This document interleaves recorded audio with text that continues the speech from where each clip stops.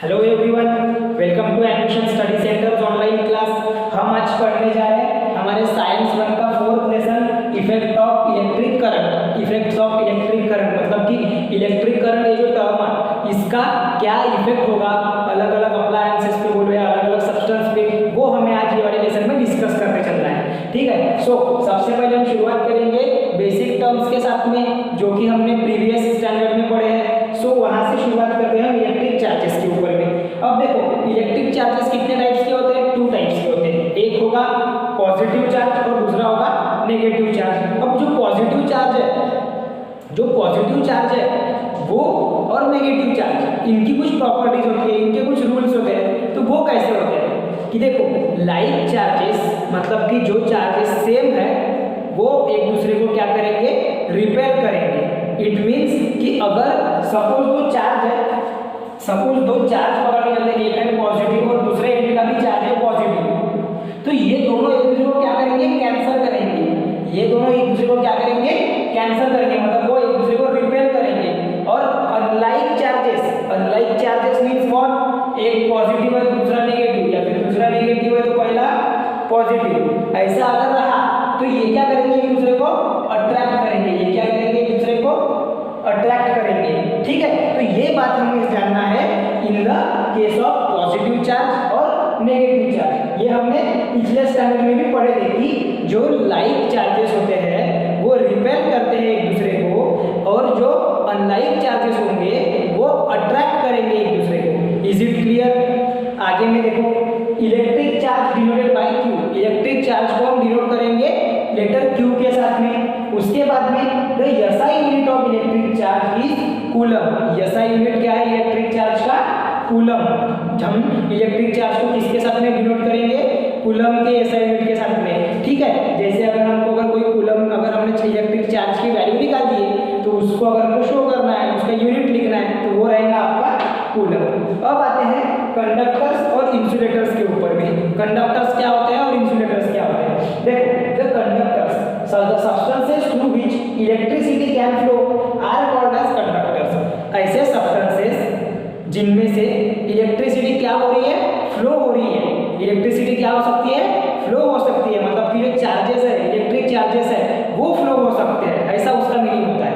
ठीक है, तो उनको कहेंगे हम conductors. For example copper, silver, aluminium, there are some alloy like nichrome, okay, manganin, ये सब जो अलॉय है इनमें से भी इलेक्ट्रिसिटी क्या होती है? पास ऑन होती है, उसके जो अक्रॉस, उनके अक्रॉस वो कंडक्ट होती है इलेक्ट्रिसिटी, इसीलिए उसे कहा जाता है कंडक्टर्स। उन मटेरियल्स को क्या कहा जाता है? कंडक्टर्स। जैसे कि आपने पढ़े भी है copper is a good conductor of heat and electricity. Copper एक अच्छा कंडक्टर, एक अच्छा सब्सटेंस है जो कि माना गया है कि वो अच्छी तरीके से क्या करेगा? इलेक्ट्रिसिटी को कंडक्ट करेगा। उनमें से इजीली फ्लो ऑफ इलेक्ट्रॉन्स होते हैं और प्रॉपर वे में होते हैं, है ना? लाइक सिल्वर भी वही काम करता है। Aluminium is also taking part in a conductor, वो भी एक कंडक्टर का पार्ट करते हैं। लाइक जो ज़्यादातर मेटल्स और जो एलॉयज है ये क्या होते हैं? एक्चुअली कंडक्टर्स शो करते हैं। ये क्या होते हैं? कंडक्टर्स शो करते हैं, मतलब वो इलेक्ट्रिसिटी अपने अंदर में से क्या करेंगे? पास ऑन करेंगे। ओके, वो कंडक्ट कराएंगे, वो चार्जेस का फ्लो क्या है? वो कंडक्ट कराएंगे। आगे में हम पढ़ेंगे flow of charges means what. अब है इंसुलेटर्स। इंसुलेटर्स टोटली अपोजिट है कंडक्टर्स के। इंसुलेटर टोटली अपोजिट है कंडक्टर्स के। देखो those substances through which electric current can not flow. ऐसे सब्सटेंसेस जिनके बीच से इलेक्ट्रिक करंट फ्लो नहीं होता है। इलेक्ट्रिक करंट नहीं फ्लो होना मतलब कि क्या नहीं होना? चार्जेस का जो इलेक्ट्रिक चार्जेस का जो फ्लो है, लाइक पॉजिटिवली और नेगेटिवली चार्ज, वो प्रॉपरली फ्लो नहीं होते हैं, इसीलिए उन्हें कहा जाता है इंसुलेटर्स। उन्हें क्या कहा जाता है? Insulators. For example plastic, wood, cotton, mica, ये etcetera are the example for insulator. इनमें इलेक्ट्रिक करंट पास ऑन होगा क्या? रेडिली नहीं होगा, सो इनको कहा जाता है इंसुलेटर्स। ठीक है, अब कंडक्टर्स और इंसुलेटर्स, इनमें जो डिफरेंस है वो भी समझ में आ गया होगा आपको। फिर बढ़ते हैं करंट इलेक्ट्रिसिटी और स्टैटिक इलेक्ट्रिसिटी के बारे में। अब देखो ये जो अपन ये पॉइंट कवर कर रही है आपके 10th के सिलेबस में नहीं है, लेकिन इनके बारे में हमें नॉलेज होना जरूरी है, जो कि हमने प्रीवियस स्टैंडर्ड में पढ़े थे। अब देखो हम आते हैं करंट इलेक्ट्रिसिटी के ऊपर में। Current electricity electric charges are in motion. Current electricity means what, कि जो इलेक्ट्रिक चार्जेस हमने पढ़े तो वो क्या रहेंगे, मोशन में रहेंगे। उनका क्या होते रहेगा, मूवमेंट होते रहेगा, उनके साथ में मूवमेंट होते रहेगा, मोशन में रहेंगे वो, मतलब वो अपने एक प्लेस से दूसरे प्लेस पे ट्रैवल करेंगे। तो वैसे इलेक्ट्रिसिटी वहाँ पर क्या प्रोड्यूस होगी, इलेक्ट्रिक करंट, वहाँ पर क्या प्रोड्यूस होगा, इलेक्ट्रिक करंट। क्या प्रोड्यूस होगा वहाँ पे, इलेक्ट्रिक करंट प्रोड्यूस होगा। Electric charges are in motion, अगर इलेक्ट्रिक चार्जेस मोशन में है तो उसे कहा जाता है करंट इलेक्ट्रिसिटी। क्या कहा जाएगा उसको, करंट इलेक्ट्रिसिटी। हम ऐसा भी लिख सकते हैं, ये मैंने शॉर्ट में लिख कर दे दिया समझाने के लिए। In current electricity electric charges are moving, hence they it produce the electric current. वो क्या होता है, मूविंग रहते हैं और इलेक्ट्रिक करंट क्या करते हैं, प्रोड्यूस करते हैं। उसके बाद में स्टैटिक इलेक्ट्रिसिटी। स्टैटिक ये वर्ड का मीनिंग होता है कि अगर कोई पोजीशन, अगर कोई ऑब्जेक्ट की पोजीशन क्या है, रेस्ट में है। स्टैटिक के वर्ड का मीनिंग क्या होता है कि अगर कोई ऑब्जेक्ट रेस्ट में है तो स्टैटिक इलेक्ट्रिसिटी क्या होगी, इलेक्ट्रिसिटी मींस क्या होता है, फ्लो ऑफ चार्जेस।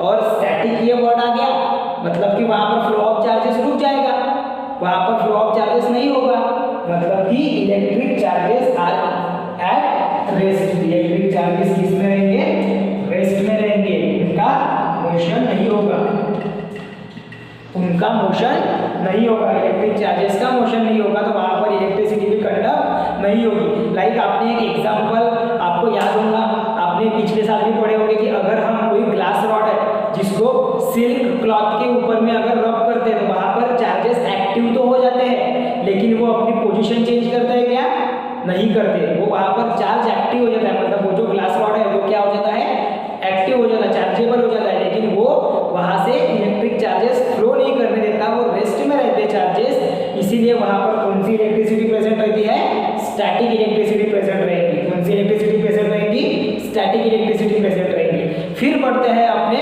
अगले पॉइंट की ओर जो कि है इलेक्ट्रिक करंट। फिर किस पर आते हैं हम, इलेक्ट्रिक करंट के ऊपर में। देखो electric current means what, the electric current is a flow of charges in a conductor such as a metal wire.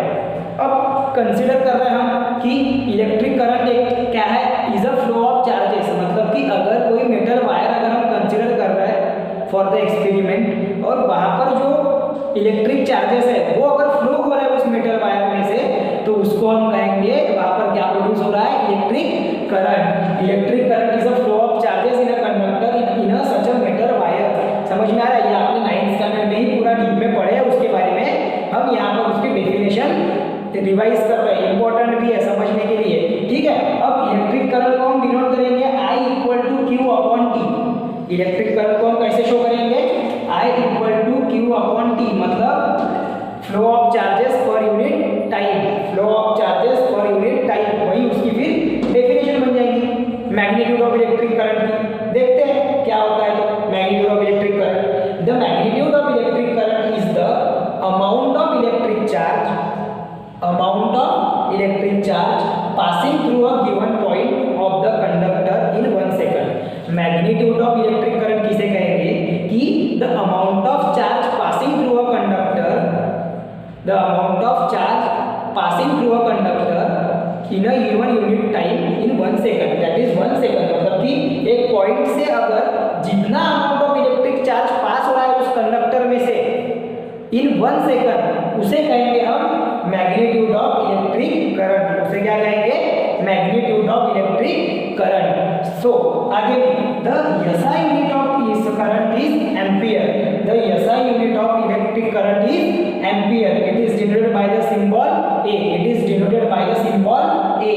आगे में आते हैं फिर डायरेक्शन ऑफ इलेक्ट्रिक करंट के ऊपर में क्या रहेंगी इलेक्ट्रिक करंट की डायरेक्शन।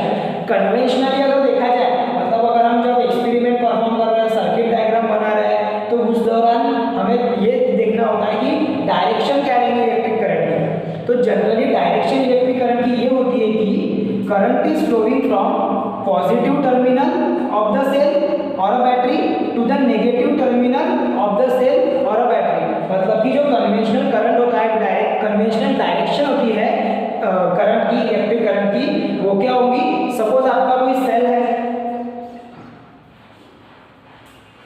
ये आपका सेल है जिसका एक होता है नेगेटिव टर्मिनल, एक होता है पॉजिटिव टर्मिनल। तो जो फ्लो ऑफ करंट है वो क्या होगा, फ्रॉम पॉजिटिव टू आएगा नेगेटिव, ऐसा मतलब ऐसा घूम के, समझ में आ रहा है, मतलब कि फ्रॉम पॉजिटिव टू नेगेटिव ऐसा रहेगा फ्लो ऑफ चार्ज या फिर फ्लो ऑफ इलेक्ट्रिक करंट, समझ में आ रहा है। ये होती है डायरेक्शन, काम में आने वाली है डायरेक्शन, ये जो वर्ड है ये आपने को काम में आने वाला है, बार बार काम में आने वाली वाले लेसन में, ठीक है। तो इसलिए ये डायरेक्शन ध्यान में रखो कि अगर हमने कोई मेटल वायर को किससे जोड़ दिए, कोई एक सेल या फिर बैटरी से लगा दिए, तो जो सेल या फिर बैटरी का पॉजिटिव टर्मिनल होगा वहां से करंट फ्लो होगा from positive to negative, from positive to negative terminal. Is it clear up to this? हाँ, तो इसका स्क्रीनशॉट ले लो, इनका पूरा स्क्रीनशॉट ले लो और सभी ने अटेंडेंस लगा लेनी है, जो जो बच्चे प्रेजेंट है उन्होंने अटेंडेंस लगा लेना है।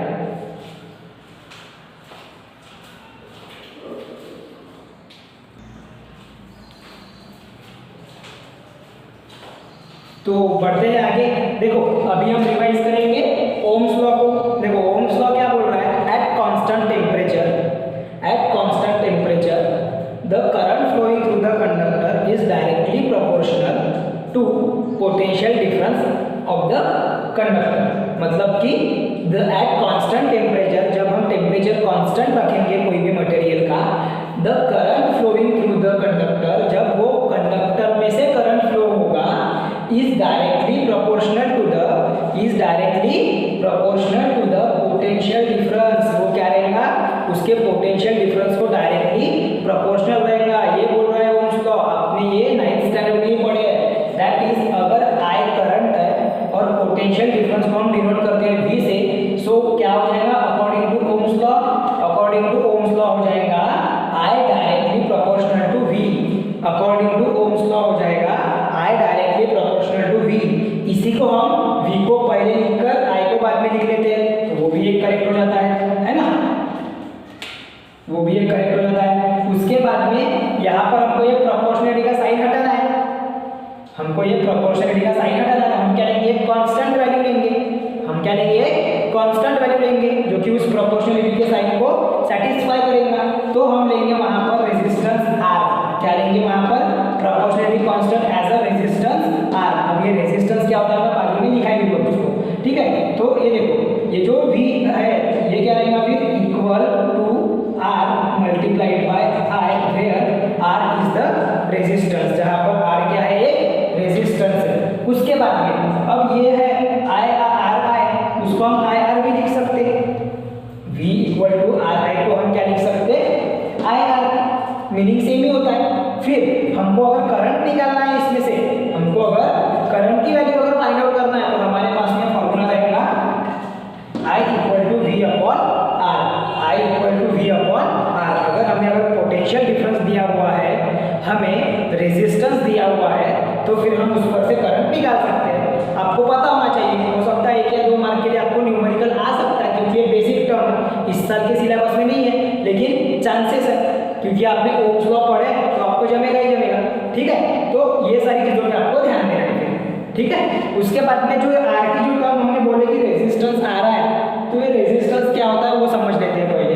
ये R क्या होता है, देखो, the property of a conductor due to which it opposes the flow of current through it is called as a resistance, मतलब कंडक्टर की ऐसी कोई प्रॉपर्टी जिसके वजह से वो क्या करेगा, अपने अंदर में फ्लो होने वाले करंट को अपोज करेगा। क्या करेगा वो, अपने अंदर में फ्लो होने वाले करंट को क्या करेगा, वो अपोज करेगा। उसको कहते हैं रेजिस्टेंस, उसको क्या कहेंगे, रेजिस्टेंस। और अगर ये फॉर्मूले को अगर ध्यान में देखेंगे हम, ये फॉर्मूले को अगर हम ध्यान में रखेंगे, तो यहाँ पर क्या बोल रहा है, जैसे जैसे रेजिस्टेंस बढ़ेगा वैसे वैसे करंट कम होगा। क्यों कम होगा, because current is inversely proportional to resistance R। Current की जो वैल्यू है वो क्या है, इनवर्सली प्रोपोर्शनल है रेजिस्टेंस R को, मतलब when the resistance increase current get decrease, ऐसा उसका मीनिंग है। अगर कोई कंडक्टर में अगर रेजिस्टेंस ज्यादा है, अगर कोई ऐसा कंडक्टर है जो इलेक्ट्रिसिटी कंडक्ट कराता हो और उसका अगर रेजिस्टेंस ज्यादा है, तो उसमें रहने वाला करंट क्या हो जाएगा, उसमें रहने वाला करंट क्या हो जाएगा, कम हो जाएगा। Is it clear up to this, any doubt? हाँ, तो देखो ये आपको ध्यान में रखना है for the some derivation of power heating effect of electric current, उसमें ये काम में आने वाला है आपको, ठीक है। चलो, तो ये हो गया हमारा पूरा बेसिक। इसके बाद में हम शुरुआत करते हैं अपने लेसन के ओर। देखो सबसे पहले आपको स्टार्टिंग में दिया हुआ है can you recall the questions. आपको पहले स्टार्टिंग में आपके टेक्स्ट बुक के पेज नंबर 47 पर दिया हुआ है कैन यू रिकॉल के सब क्वेश्चंस। देखो कैन यू रिकॉल में क्या बोला गया है, फर्स्ट क्वेश्चन पढ़ते हैं। How do we decide that a given material is a good conductor of electricity और एज एन इंसुलेटर। अगर देखो हम कैसे डिसाइड करेंगे कि कोई अगर हमको गिवन मटेरियल दिया हुआ है, अगर कोई अगर मटेरियल हमें दिया हुआ है हमारे पास में है, तो वो गुड कंडक्टर ऑफ मटेरियल है, इलेक्ट्रिसिटी है, या बैड कंडक्टर मतलब कि इंसुलेटर। तो हमने जस्ट पहले कंडक्टर और इंसुलेटर की डेफिनेशन पढ़ी, बराबर है। तो उसमें क्या बोला गया था कि गुड कंडक्टर किसे कहेंगे, जो इलेक्ट्रिसिटी को कंडक्ट कराते हैं, और बैड कंडक्टर मतलब कि इंसुलेटर किसे कहेंगे, जो इलेक्ट्रिसिटी कंडक्ट नहीं कराते हैं, मतलब कि वहां से चार्जेस का फ्लो नहीं होगा। तो इसका आंसर क्या रहेगा, any material can be categorize as, क्या लिखेंगे इसका आंसर हम, any material can be categorize as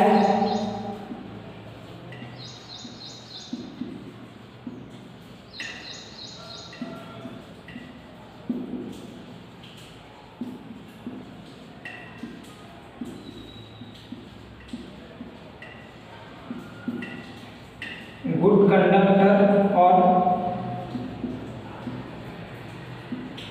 insulator as depend upon there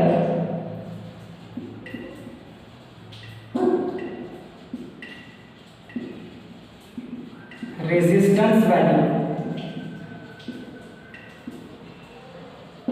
मतलब कि वो किस पर डिपेंड रहेगा, उस मटेरियल के रेजिस्टेंस पे डिपेंड रहेगा। जिस मटेरियल का रेजिस्टेंस ज़्यादा है तो वो क्या रहेगा, एज अ बैड इंसुलेटर भी काम करता है, मतलब कि वहाँ पर इलेक्ट्रिसिटी फ्लो होंगी या नहीं फ्लो होंगी। और अगर गुड कंडक्टर है, अच्छा कंडक्टर है, जो कि इलेक्ट्रिसिटी कंडक्ट करा रहा है, तो इसका मीनिंग है कि वहाँ पर इलेक्ट्रिसिटी फ्लो होंगी, मतलब उसका रेजिस्टेंस कम होगा। तो material having a low resistance is a good conductor and a material having a very high resistance is called as a insulator, is termed as an insulator because of कि वो क्या है, bad conductor of heat and electricity है। Is it clear up to this? ये हो गया आपका first question का आंसर।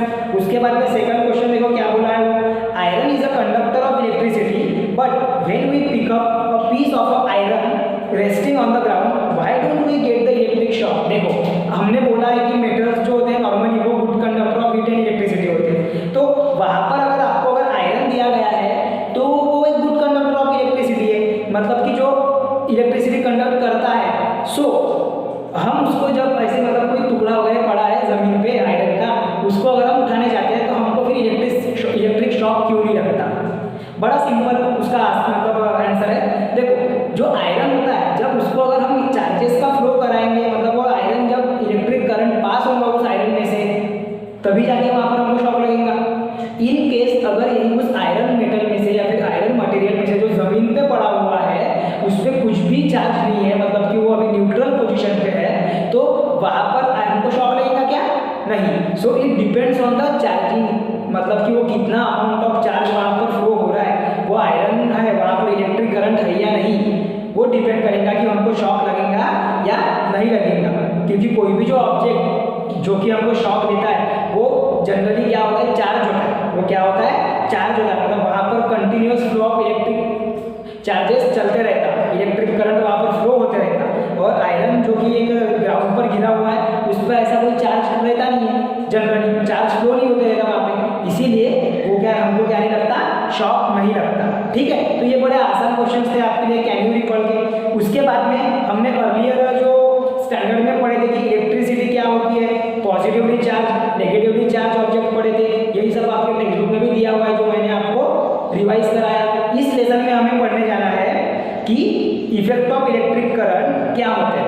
इस लेसन में हमें क्या पढ़ना है, इफेक्ट ऑफ इलेक्ट्रिक करंट क्या होता है through the conducting wire, electric current flowing through the resistor. अगर कोई रेजिस्टर है जिसमें से इलेक्ट्रिक करंट पास हो रहा है तो उसमें से किस तरीके से होगा वो देन इलेक्ट्रोमैग्नेटिक इंडक्शन के बारे में हमें पढ़ना है।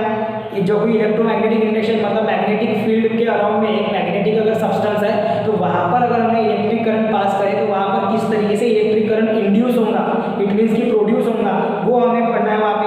और फिर पढ़ना है इलेक्ट्रिक मोटर और generator, most important question of the board for the board exam, बहुत इंपॉर्टेंट क्वेश्चन है for the board exam. Electric motor और electric generator, AC and DC generator दोनों पार्ट में से कोई भी आ सकता है, या फिर इलेक्ट्रिक मोटर का भी मैकेनिज्म पूछ सकते हैं, ठीक है। हाँ, तो आएंगे अपन आगे में। अब वहाँ पर ऑब्जर्व एंड डिस्कस वाला पॉइंट दिया हुआ है आपके टेक्स्ट बुक के पेज नंबर 47 में। देखो क्या बोल रहा है, what do you observe in the following pictures. जैसे कि आपको पिक्चर्स दिख रही है ए, बी और सी, तो पहले वाले पिक्चर में आप क्या देख पा रहे हो कि हमको क्या दिया हुआ है, एप्लीकेशंस ऑफ इलेक्ट्रिक करंट दिया हुआ है, जैसे कि टीवी दिया है, लैंप दिया है वहाँ पे, है ना, कंप्यूटर, तो ये सब सारी जो चीज़ें हैं, ये क्या है, फैन, इलेक्ट्रिक फैन, स्विचेस, ये सब क्या है, इफेक्ट है इसके इलेक्ट्रिक करंट के, जो कि वर्क करते हैं, इलेक्ट्रिक करंट के एप्लीकेशन पे वर्क करते हैं, ठीक है। उसके बाद में सेकंड क्या बोला गया, which effect of electric current do you find, मतलब तीनों जो फिगर्स है आपकी, थोड़ा फास्ट हो रहा होगा क्योंकि इजी है। देखो जो तीनों फिगर्स है जैसे कि लाइक ए, बी एंड सी, तो यहाँ पर पहले वाले फिगर में हमें ये देखने मिल रहा है कि जो इलेक्ट्रिकल एनर्जी है वो हीट एनर्जी में कन्वर्ट हो रही है। लाइक जो लैंप वगैरह वहाँ पर ग्लो हो रहा है वो because of the electrical energy किसमें कन्वर्ट हो जा रही है, हीट एनर्जी में, इसीलिए वो लैंप वगैरह ग्लो हो रहा है। उसके बाद में हम बात करेंगे फिगर बी की, तो फिगर बी में क्या दिया हुआ है कि जो फैन है वो रोटेट हो रहा है। फैन क्या हो रहा है, रोटेट हो रहा है। कब रोटेट हो रहा है, जब हम उसको इलेक्ट्रिकल एनर्जी प्रोवाइड कर रहे हैं। कब रोटेट हो रहा है, जब हम उसको इलेक्ट्रिकल एनर्जी प्रोवाइड कर रहे हैं। इट मीन्स कि इलेक्ट्रिकल एनर्जी किस में कन्वर्ट हो रही है, रोटेशनल एनर्जी में। रोटेट हो रहा है मतलब कि इलेक्ट्रिकल एनर्जी किस में कन्वर्ट होगी, रोटेशनल एनर्जी में। समझ में आ रहा है, एंड हाँ समझ में आ गया। और जो थर्ड जो आपकी ये है पिक्चर, वो है रिंगिंग बेल की, जो कि रिंगिंग बेल जो है, इलेक्ट्रिक बेल जो है वो क्यों रिंग हो रही है, because of the magnetic effect of electric current. जो इलेक्ट्रिक बेल है, जो आपकी फिगर सी है आपके टेक्स्ट बुक में, वो क्यों वहाँ पर वो रिंग हो रही है, बिकॉज ऑफ की वहाँ पर magnetic effect of electric current apply हो रहा है। हाँ, तो ये हम आगे में डीपली पढ़ेंगे। अब शुरुआत करते हैं एनर्जी ट्रांसफर इन इलेक्ट्रिक सर्किट से। अब शुरुआत करेंगे हम एनर्जी ट्रांसफर इन इलेक्ट्रिक सर्किट। उसके वो वहाँ पर आपको एक एक्टिविटी दी हुई है, उसको भी हम समझने की कोशिश करते हैं with the help of diagram. पहले इतने पार्ट का ले लो, स्क्रीनशॉट ले लो, बाद में फिर हम शुरुआत करते हैं एनर्जी ट्रांसफर इन इलेक्ट्रिक सर्किट।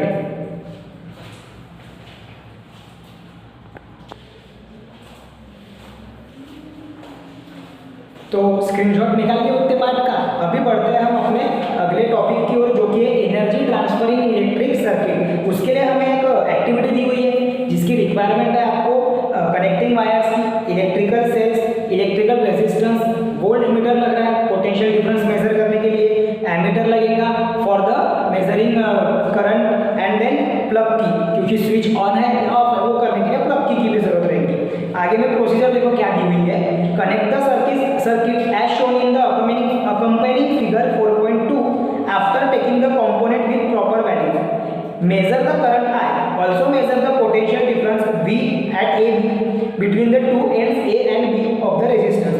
सिंपल है, ज़्यादा कुछ नहीं दिया हुआ है। देखो ये डायग्राम को अंडरस्टैंड करते हैं तो अपने आप हमको समझ में आ जाएगा, ठीक है। ये है आपका इलेक्ट्रिक सेल।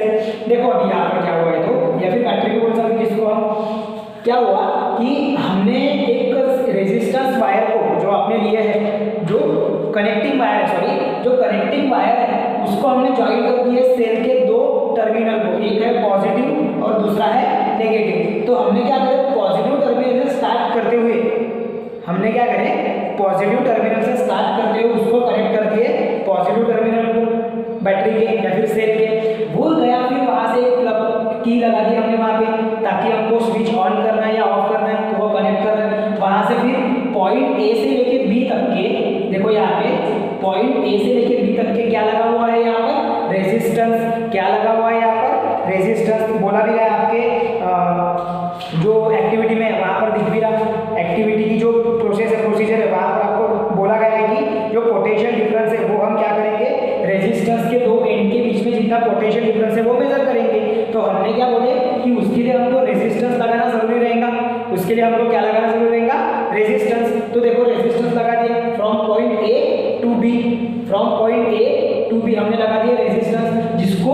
मेजर करने के लिए ये रेजिस्टेंस कितने अमाउंट ऑफ रहेगा, मतलब कि उसका जो पोटेंशियल डिफरेंस है उस रेजिस्टेंस में जितना पोटेंशियल डिफरेंस है उसको मेजर करने के लिए हम क्या करेंगे, वोल्ट मीटर लगा देंगे, क्योंकि वोल्ट मीटर का काम ही वो है अपना पोटेंशियल डिफरेंस को मेजर करना।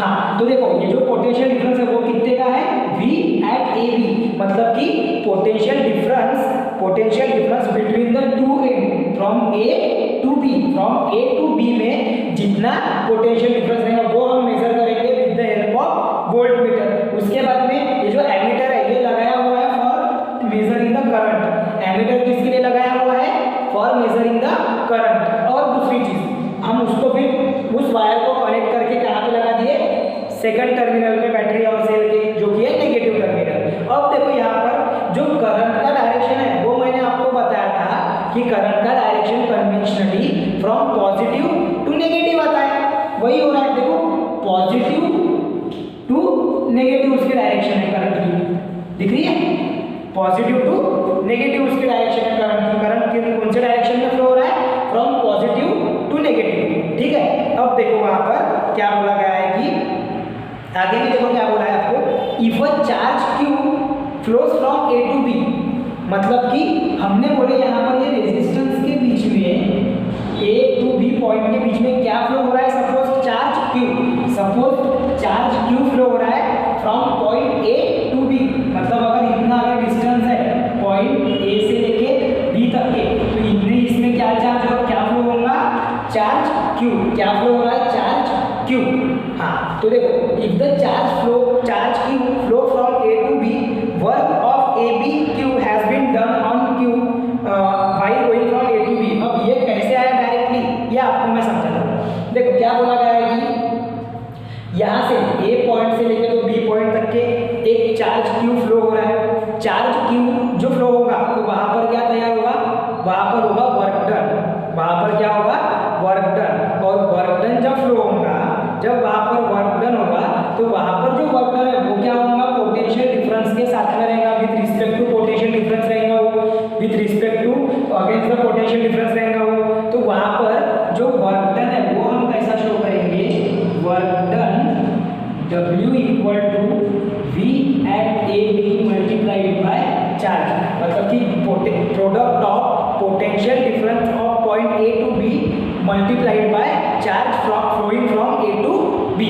ऐसा उसका वर्क डन का फॉर्मूला है जो आपने प्रीवियस स्टैंडर्ड में भी पढ़े थे, कैसे वर्क डन निकालते हैं। और यहाँ पर आपको उसका काम लग रहा है तो मैं बता दे रहा हूँ कि A से लेके B तक के जो चार्ज फ्लो हो रहा है उसका किसके अगेंस्ट में, product against the potential difference, समझ में आ रहा है, अगेंस्ट द पोटेंशियल डिफरेंस, उसे कहेंगे हम वर्क डन, उसे क्या कहेंगे, वर्क डन। आगे में फिर बोला गया है from the energy come to do this work. अब ये जो वर्क डन होगा, कोई भी वर्क डन होने के लिए किसकी जरूरत होती है, एनर्जी की जरूरत होती है। आपने पढ़े भी है इसके पहले, एनर्जी की जरूरत होती है। तो वो एनर्जी कहाँ से आएगी, मतलब ये चार्ज को फ्लो होने के लिए एनर्जी कहाँ से आएगी, वो एनर्जी प्रोवाइड करेगा ये तुम्हारा सेल। कौन प्रोवाइड करेगा, सेल। ठीक है, कहाँ से आएंगे उसके लिए एनर्जी, सेल से, दिया भी आगे है। The source of the energy is the cell gives the energy through the charge Q to the resistance where work A to B Q is perform. हाँ, अब देखो ये जो चार्ज है Q जो चार्ज है वो A से लेके B तक के जा रहा है, ध्यान दो, चार्ज Q A से लेके B तक के जा रहा है। तो इसको ट्रैवल करने के लिए, मूव करने के लिए एक समय लगेगा, उस समय को हम कंसीडर करेंगे टाइम T। क्या कंसीडर करेंगे, टाइम T। मतलब suppose the charge is moving in time T, charge क्या हो रहा है, मूव हो रहा है टाइम T में, फ्रॉम A to B, जो कि आपके एक्टिविटी में दिया भी है। Then during that time the energy, अब ये जो वर्क डन है इसको हम कौन से फॉर्म में लिख सकते हैं, एनर्जी के फॉर्म में, क्योंकि work done is nearly equal to energy. ठीक है, हाँ, तो एनर्जी के फॉर्म में लिखेंगे तो energy V at AB into Q is given to the resistor. और ये जो एनर्जी है ये किसको जाएगी, फिर ये रेजिस्टर को जाएंगी। किसे जाएंगी, ये रेजिस्टर को जाएंगी। Then what happen to this energy, ये एनर्जी का क्या होगा, तो एनर्जी का क्या होगा, energy received by the resistor, जो एनर्जी रिसीव करेगा रेजिस्टर वो कन्वर्ट हो जो कि ये रेजिस्टर ने क्या किया, रिसीव किया, ये किस में कन्वर्ट हो जाएंगी, हीट एनर्जी में। किस में कन्वर्ट हो जाएंगी, हीट एनर्जी में। और हीट एनर्जी में कन्वर्ट होने के साथ साथ वो पूरे के पूरे रेजिस्टर का क्या बढ़ जाएगा, टेम्परेचर। क्या बढ़ जाएगा, टेम्परेचर। और उसी को बढ़ावा देगा फिर heating effect of electric current. और ये जो कॉन्सेप्ट है यहाँ से फिर ग्रो होता है heating effect of electric current. मतलब कि जब हम कोई पर्टिकुलर रेजिस्टर को या फिर जो रेजिस्टेंस बढ़ा देते हैं कोई मटेरियल का, तो वहाँ पर जो एनर्जी डेवलप होती है, जो एनर्जी क्या करेंगी, इलेक्ट्रिकल एनर्जी को हीटिंग एनर्जी में कन्वर्ट करेंगी, हीट एनर्जी में कन्वर्ट करेंगी, और उसे कहा जाता है heating effect of electric current. अब हम डिड्यूस करेंगे heating effect of electric current के लिए फॉर्मूला। अब हम क्या करेंगे, हीट एनर्जी काउंट करने के लिए एक फॉर्मूला डिड्यूस करेंगे, जिसके लिए सबसे पहले हमें ध्यान रखना पड़ेगा कि पावर कैसा है, इलेक्ट्रिक पावर जो है उसका फॉर्मूला हमको रिवाइज करना पड़ेगा। तो आते हैं इलेक्ट्रिक पावर के ऊपर। आई होप आपको ये पूरा समझ में आ गया, इसमें कोई डाउट नहीं है। उसके बाद में हम आते हैं फिर इलेक्ट्रिकल पावर के ऊपर। इस पे आते हैं इलेक्ट्रिकल पावर। वो देखा जाए तो इलेक्ट्रिकल पावर की दो डेफिनेशन है, एक वर्क डन के फॉर्म में, वर्क के फॉर्म में, और एक एनर्जी के फॉर्म में। अब यहाँ पर हम डील कर रहे हैं एनर्जी के साथ में, तो हम यहाँ पर जो इलेक्ट्रिकल पावर है वो कंसिडर करेंगे in the form of energy. देखो क्या बोलता है, electrical power is the electrical energy. Electrical power is nothing but the electrical energy consume in unit time. एक पर्टिकुलर यूनिट टाइम में जितनी अमाउंट ऑफ एनर्जी कंज्यूम होगी कोई वर्क करने के लिए। क्या बोल रहा हूँ मैं, ध्यान से सुनो, थोड़ा कंफ्यूजिंग भी होता, ध्यान भी नहीं बैठेगा वो। Electrical power is the electrical energy. Electrical power actually क्या है, ऐसी इलेक्ट्रिकल एनर्जी है जो कंज्यूम होती है इन 1 सेकंड। मतलब कोई वर्क करने के लिए, कोई चार्ज को फ्लो करने के लिए अगर हमें जितनी एनर्जी कंज्यूम होगी इन यूनिट टाइम, उसे कहा जाएगा इलेक्ट्रिकल पावर। फिर पावर का बन जाएगा डेफिनेशन में, तो फॉर्मूला क्या बन जाएगा, energy upon time required. Power क्या बन जाएगा, एनर्जी अपॉन टाइम रिक्वायर्ड। सो यहाँ पर क्या आएगा फिर, P इक्वल टू एनर्जी हमने क्या लिखे थे, work done is nothing but the energy.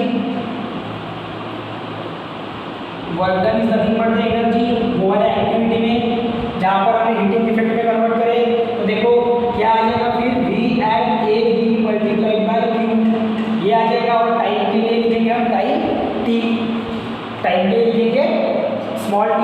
अब हमारे पास में एक डेफिनेशन थी करंट की, जो हमने स्टार्टिंग में पढ़ी। हमारे पास में करंट की डेफिनेशन थी, जहाँ पर by definition of current I equal to Q upon T। By definition of current I क्या होता है, Q अपॉन T। तो ये जो Q अपॉन T है, ये यहाँ पर लिखा है आपको Q अपॉन T। तो हम क्या करेंगे, रिप्लेस कर देंगे Q अपॉन T को I के साथ में। ध्यान में आ रहा है, therefore energy electrical power become into I, electrical power become V into V at A B into I। समझ में आ रहा है, ये हो जाएगा आपका इक्वेशन नंबर 1। हमें निकालना है heating effect of electric current के लिए हीट एनर्जी, हीट कितनी प्रोड्यूस हो रही है उस रेजिस्टर में, उसके लिए फॉर्मूला। तो हम पहले करेंगे कि पावर निकाल देंगे, क्योंकि इलेक्ट्रिक पावर का हमें काम आने वाला है। ठीक है, अब हम कंसिडर करते हैं हीट एनर्जी। अब हम क्या कंसिडर करेंगे, heat energy equal to P into T। मतलब कि कितना product of electric power into time. समझ में आ रहा है, क्या कंसिडर करना है हमें, कि product of electric power into T, जितना उस रेजिस्टर में था। अब P की वैल्यू बाई इक्वेशन 1 क्या आ गई है, P की वैल्यू हम हीट एनर्जी को H से डिनोट करेंगे। P की वैल्यू बाई इक्वेशन 1 क्या है, V at A B multiplied by I multiplied by T। V मतलब कि potential difference at A B multiplied by I multiplied by T। ध्यान में आ रहा है, ये ध्यान में आ रहा है कैसे आया, तो इक्वेशन 1 की वैल्यू जो है P को हमने पुट कर दिया हीट एनर्जी में। समझ में आ रहा है। अब मैं इतने पार्ट को मिटा देता हूँ, ये आपकी एक्टिविटी थी। आई होप आपको समझ में आ गई होगी पूरी। एक बार फिर से आपको टेक्स्ट बुक भी रेफर करना है।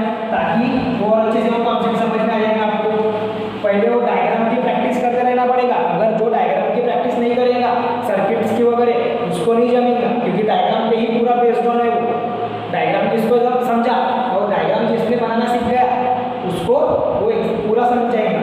ठीक है, अब हम क्या कंसीडर करेंगे कि ये देखो अभी यहाँ पर heat energy equal to V at A B, मतलब कि potential difference into I current into time t into time t। अब हम आएंगे अकॉर्डिंग टू ओम्स लॉ। आपको ओम्स लॉ के बारे में मैंने लिखा है स्टार्टिंग में, क्या था Ohm's law? V equal to R upon I, ऐसा था। V equal to I multiplied by R, गलत हो गया था ना, V equal to I multiplied by R, ये है ओम्स लॉ है, जहाँ पर I डिनोट करता है करंट को, V डिनोट करता है पोटेंशियल डिफरेंस को और R डिनोट करता है रेजिस्टेंस को। अब हमारे इस इक्वेशन में V मतलब भी क्या है? From A to B, potential difference क्या है? A to B, point A से लेके पॉइंट B तक के जितना पोटेंशियल डिफरेंस है वो तो हम रिप्लेस कर देंगे, that is V at AB equal to I multiplied by R। V at AB equal to I multiplied by R, वो भी हम लिख सकते हैं। ठीक है, वो भी हम लिख सकते हैं, या फिर हम I को भी रिप्लेस कर सकते हैं। अब I कैसे रिप्लेस होगा? देखो, therefore I equal to V at AB by R। क्या करें हमने यहाँ पर? I को एक साइड रखे, R को दूसरे साइड लेकर आ गए। ध्यान दो कैसे आ गए, ये देखो स्टेप कैसे आई। अब यहाँ पर ये आपको इक्वेशन मिला, R को इधर लेके आओ तो ये बन जाएगा V at AB upon R equal to I, that is I equal to V at AB upon R। इसको पुट करो इक्वेशन नंबर 2 में, इसको दे दो equation number 2। So put the, आपके टेक्स्ट बुक में ऐसा बोला गया है इसलिए हम V और I के फॉर्म में, दोनों के भी फॉर्म में लिख सकते हैं उसको। ठीक है, put the value of I in equation number 2। क्या करेंगे हम? इक्वेशन नंबर 2 में I की वैल्यू पुट कर देंगे। सो देयरफॉर क्या आ जाएगा फिर? Heat energy equal to V at AB as it is, V at AB as it is multiplied by V at AB upon R multiplied by T। समझा? I के जगह पे हमने इसको पुट कर दिए। ठीक है, सो यहाँ पर हो जाएगा H equals to V at AB, V तो ये हो जाएगा V स्क्वायर एट AB, क्या बन जाएगा वो? V square at AB multiplied by T by R।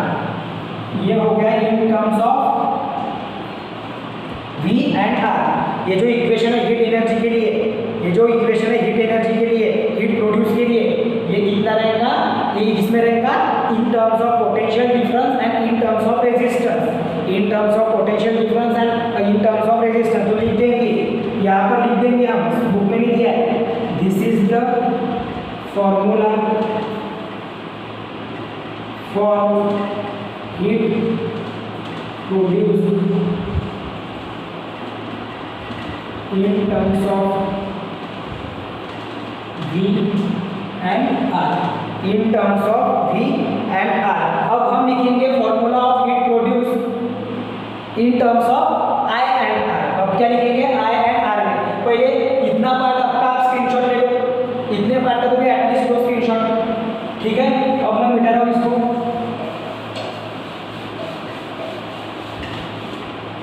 अब नेक्स्ट क्या है हमारा कि हमको I और R के फॉर्म में निकालना है। सो देखो क्या देंगे,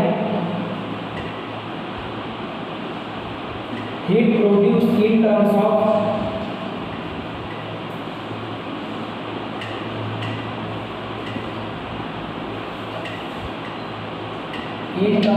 I and R। अब हमें कौन से फॉर्म में लिखना है? Heat produce I and R के फॉर्म में। कौन से फॉर्म में लिखना है हीट प्रोड्यूस हमें? अभी I और R के फॉर्म में। सो वी हैव हमारे पास में क्या है? H equal to V at AB multiplied by I multiplied by V by 2, जो हमारा इक्वेशन नंबर 2 था उसके अकॉर्डिंग क्या है, heat equal to V at A B, मतलब potential difference at A B multiplied by I multiplied by T. अब क्या होगा, बाय ओम्स लॉ या फिर अकॉर्डिंग टू ओम्स लॉ, क्या है हमारे पास में ओम्स लॉ के according, V equal to I R, that is V at A B equal to I multiplied by R, therefore हाँ यही है। सो हम क्या कर देंगे, put the value of V at A B in H equal to in H, किसमें put कर देंगे, in H equal to V at A B multiplied by I multiplied by T. ये वाला जो इक्वेशन है, ये जो इक्वेशन है इसमें V एट ए बी की वैल्यू हम क्या कर देंगे, पुट कर देंगे। ध्यान में आ रहा है क्या बोल रहा हूँ, हमको किसमें निकालना है अभी फॉर्मूला हीट प्रोड्यूस के लिए, I और R के टर्म में, किसमें निकालना है, I और R के टर्म में। सो हम निकालेंगे अभी यहाँ पर V at A B into I into T, ये फॉर्म में यहाँ पे ये जो V एट ए बी है इसके जगह पे हम क्या लिख देंगे, I और R लिख देंगे। ओके, तो लिखो I multiplied by R multiplied by I multiplied by T, ये दोनों जैसे के वैसे। अब यहाँ पर I और I मल्टीप्लाई होगा एक दूसरे के साथ में, तो ये बन जाएगा I square into R multiplied by T, that should be the second fourth equation number 4, ये हो जाएगा। दिस इज द फॉर्मूला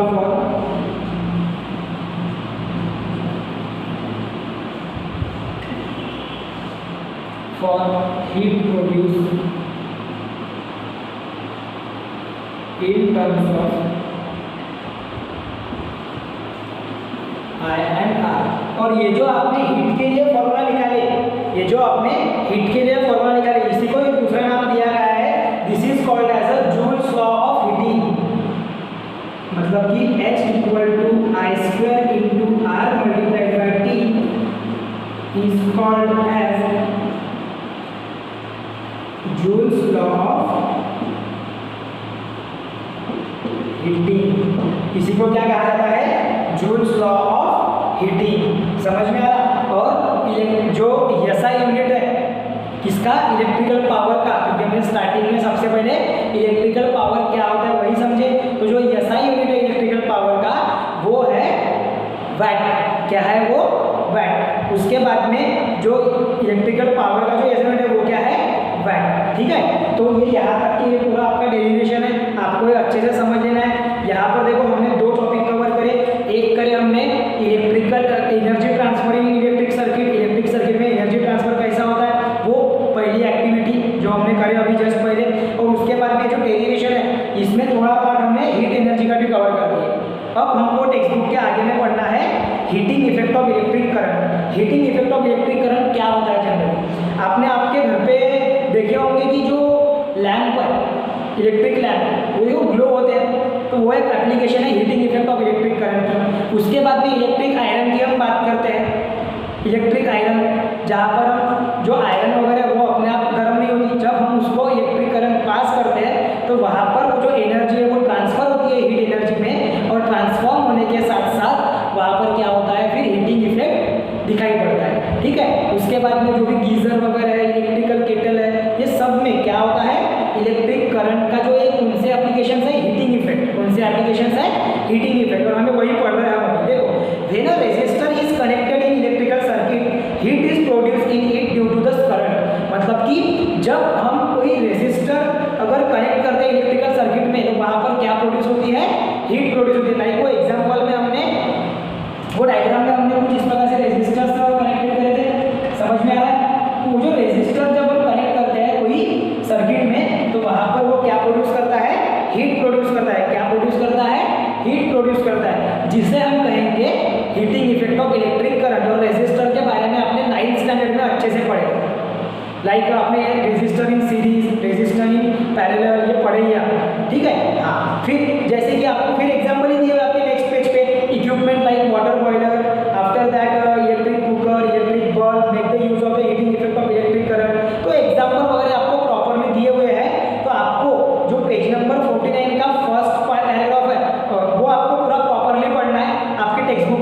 फिर हम पढ़ेंगे आगे, क्योंकि वो आपके लिए काफ़ी ज़रूरी है कि एग्जाम्पल के साथ में आपको लिखना पड़ेगा heating effect of electric current, अगर लिखने आया तो। समझ में आ रहा? It's a very easy concept. मैं एक बार रिवाइज करा, हमने क्या पढ़े, एनर्जी ट्रांसफर होती है, तो एनर्जी क्या करती है, इलेक्ट्रिकल एनर्जी को mechanical energy that is a heating energy में उसको कन्वर्ट करती है। उसके बाद में सेकंड थिंग हमने ये पढ़े कि वहाँ पर जो हीट प्रोड्यूस होगी उसके लिए हमने अलग अलग फॉर्मूलेज निकाले, इन terms of current, in terms of potential difference, in terms of resistance. Okay, उसके बाद में हमने देखे कि हीटिंग इफेक्ट कौन से अप्लायंस में यूज होता है। समझ में आ रहा है? तो ये सारी चीज़ों के बारे में समझे। आज के पूरे क्लास में हमने शुरुआत की थी बेसिक्स के साथ में। अभी पहले इतने पूरे पार्ट का स्क्रीनशॉट ले लो और उसके बाद में हम थोड़ा आगे बढ़ते हैं।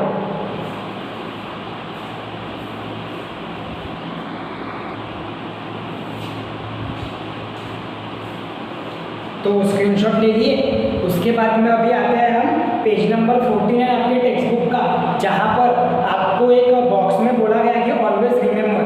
तो वो देखो, हम उसको समझने की कोशिश करते हैं क्या बोला गया है। Unit of electrical power generally क्या होता है, 1 वाट होता है। यूनिट ऑफ मतलब जो पावर ये है इलेक्ट्रिकल पावर, वो किस में हम डिनोट करते हैं, वाट में। लेकिन ये थोड़ा स्मॉलेस्ट है, मतलब कि इसका जो यूनिट है क्या है, स्मॉल, ये थोड़ा स्मॉल है। तो उसके लिए हम क्या करेंगे, वहाँ पर 1000 वाट का यूनिट यूज करेंगे, जो कि होता है 1 किलोवाट, जिसको हम क्या कहते हैं जनरली 1 किलोवाट। तो अभी 1 किलोवाट ये जो यूनिट है उसका कन्वर्जन हमें देखना है। तो उसका कन्वर्जन क्या रहेगा, 1 किलोवाट आवर्स के फॉर्म में, मतलब पावर के फॉर्म में, फॉर पावर के फॉर्म में क्या रहेगा, 1 kilowatt hour equal to 1 kilowatt multiplied by 1 hour. मतलब कि 1 किलोवाट आर क्यों बोला गया है, बिकॉज ऑफ कि जितनी एनर्जी कंज्यूम हुई वो और जितने टाइम उसको लगा कंज्यूम होने को। तो अगर 1 किलोवाट है तो 1 आर लगेगा उसको। सो हम क्या करेंगे, 1 किलोवाट आर की जो वैल्यू है वो कैसे आएंगी, 1 किलोवाट मल्टीप्लाइड बाय 1 आर। अब 1 किलोवाट में कितने वाट एनर्जी आई है, 1000 वाट। 1 किलोवाट आर में कितने वाट एनर्जी आई है, 1000 वाट। और 1 आर में कितना समय लग रहा है आपको, how many seconds are there, वो आएगा कि जिस प्रकार से 60 सेकंड, 60 मिनट ले लेंगे पहले, उसके बाद में मिनट को सेकंड में कन्वर्ट करो, मिनट्स को सेकंड में कन्वर्ट करो, तो 60 मल्टीप्लाइड बाय 60 सेकंड्स, ये हो जाएगा 1000 वाट मल्टीप्लाइड बाय 3600 सेकंड्स। क्या हो जाएगा, 1000 वाट मल्टीप्लाइड बाय 3600 सेकंड। अब मतलब कि ये हो जाएगा, देखो 10 टू द पावर 3, 1000 को हम कैसे लिख सकते हैं, 10 to the power 3 multiplied by, यहाँ पर भी शिफ्ट करो आप इसको, स्टैंडर्ड फॉर्म में लिखो 1 2 3 और यहाँ पर आएगा डॉट, तो ये आ जाएगा 3.6 इंटू 10 टू द पावर 3, ठीक है, 10 टू द पावर 3। अब जो 10 to the power 3 plus 10 to the power 3 हो जाएगा, आगे का आएगा ये 10 टू द पावर 6, कितना आएगा, 10 टू द पावर 6 जूल्स। मतलब कितनी एनर्जी लग रही है वहाँ पे, 1 किलोवाट में कितनी एनर्जी रहेगी, 1 किलोवाट आर में रहेंगी 3.6 into 10 to the power 6 joules. मतलब एक कन्वर्जन हमें पढ़ना है कि कितनी एनर्जी हमें लगेगी 1 किलोवाट आर में। हमको 1 किलोवाट आर में एनर्जी लगेगी 3.6 into 10 to the power 6 joules. Energy क्यों बोल रहे हैं हम, क्योंकि पावर की जो डेफिनेशन है उसके अकॉर्डिंग कैसा वो टर्म है। सो एनर्जी निकालने के लिए इसको मल्टीप्लाई करेंगे, वही किया अपन ने, पावर मल्टीप्लाइड बाय टाइम, इसीलिए वो आया। समझा अभी, पावर मल्टीप्लाइड बाय टाइम को एनर्जी मिलेगी। तो 1 किलोवाट आर के भी वैल्यू के ध्यान में रखेंगे 3.6 into 10 to the power 6 joules. तो देखो ये आज के क्लास में हम यहाँ तक के पूरा कंप्लीट कर रहे हैं। आज हमने बेसिकली शुरुआत तो बेसिक्स के साथ में करे थे, लेकिन जो हमने एनर्जी ट्रांसफर और ये जो फॉर्मूला वगैरह डिराइव करे ये इंपॉर्टेंट है। इसके बेस्ड ऑन आपको कुछ एग्जाम जो न्यूमेरिकल्स है वो दिए हुए हैं, जो न्यूमेरिकल्स आपको जमते हैं वो ट्राई करो, होमवर्क है आपका। अगर नहीं जमता है तो मैं अगले क्लास में उसको कंटिन्यू करने ही वाला हूँ, ठीक है। हाँ चलो, लेकिन करके देखना है न्यूमेरिकल्स को, इजी है, अपने को फॉर्मूले यूज करना है और सॉल्व करते चलना है। तो देखो ये जो आपको पार्ट है ये समझ में आ गया होगा, ऐसा मैं समझता हूँ। उसके बाद में सभी बच्चे अपने नोट्स वगैरह पूरा टेक्स्ट बुक पढ़ के ही बनाएंगे। कुछ पॉइंट जैसा जो हमने जो एक्टिविटी वगैरह लिखे, तो एक्टिविटी के मेन जो पॉइंट है